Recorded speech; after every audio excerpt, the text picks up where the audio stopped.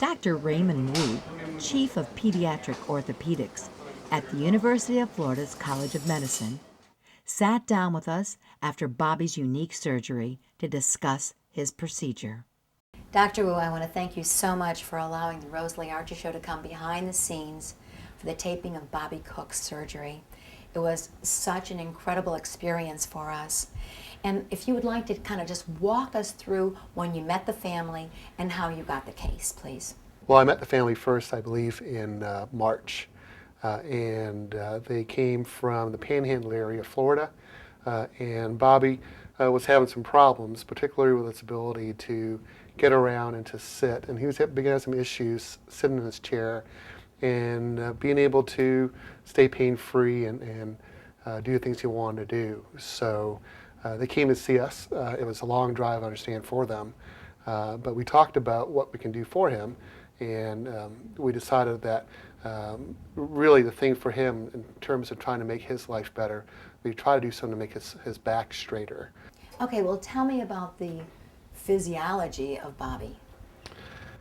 Well, Bobby has cerebral palsy, and the problem with cerebral palsy is if you have very bad muscle tightness, as you grow, you'll start getting contractures in the arms and the legs, and also in the back, and that will slowly get worse and worse and worse to a point where your back begins to curve. And if it's mild, you can control it with bracing or modifying a wheelchair. When it gets really bad, though, it'll get to the point where nothing you can do will make your spine straight. You'll end up having problems sitting down, laying down, and a lot of problems sitting. And things which you take for granted, like being able to get a good bath, or be able to sit in a toilet, or being able to just sit up straight at school, become very difficult. And it's when it gets that bad that you start talking to an orthopedic surgeon about trying to do something to try to restore your health. The decision that his parents and I made was to do all the surgery just from the back, not to do the preliminary first surgery, and to see if we can get him straight enough. And it was one of those judgment calls to try to do. As it turns out, it worked incredibly well, and we were able to get him far straighter than I would ever have thought would have been possible. So it really did appear that things were really in our favor today. Bobby's case was very bad. His curve was over 90 degrees, and it had gotten much worse. The problem with Bobby's scoliosis, it had begun to affect his ability to be able to sit upright and to be able to do things which you and I take for granted, such as going to class, being able to sit in a toilet, being able to be bathed, being able to sleep well. He was going to have a lot of problems with skin breakdown. The mother was quite concerned that if she didn't do this surgery, what would have been the outcome? Well, it's not going to stop, unfortunately. And what will progressively happen is his curve will get worse to the point where he'll start having problems breathing, and then problems with his digestion, problems with his internal organ function.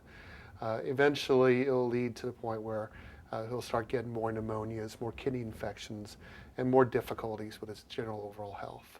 And this could compromise entire life? It is one of the main reasons why people with cerebral palsy with bad scoliosis succumb eventually. Okay. We came here at 6 a.m., our crew, Right. and then you came in and scrubbed up around 8-ish. Yep. And by the time you made your first cut, it was, give us the whole Sure. kind of timeline for it.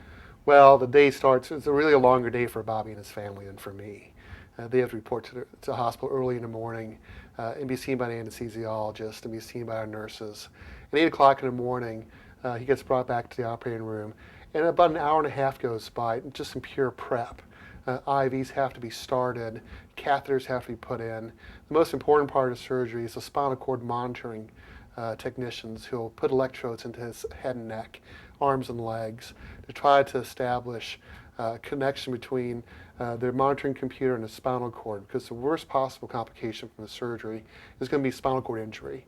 We don't want people to wake up with devastating paralysis or weakness. That's not what we want to do. We want the surgery to be safe and straightforward. It takes the technician about an hour to an hour and a half to do its job, and we had some problems because of Bobby's cerebral palsy. It was very difficult to get good signals to his arms and to his legs.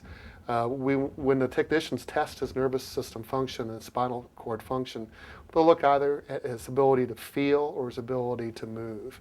And because in Bobby's case, he had problems moving, after about an hour or so, we concluded that we wouldn't be able to monitor that part of his spinal cord because of cerebral palsy. But we did monitor the part of his spinal cord that has feeling and sensation, and those remained perfectly stable for the whole part of the case. So we got a late start, didn't really start until after 10 o'clock or so because of the spinal cord monitoring. And then we had to put him onto the special table, which allowed us to accommodate the contractures that Bobby's body has. Bobby's got contractures in his arms and legs. He can't lay on a regular operating room table. There's a special operating room table with an open frame and pads, and his body is suspended in midair to accommodate that.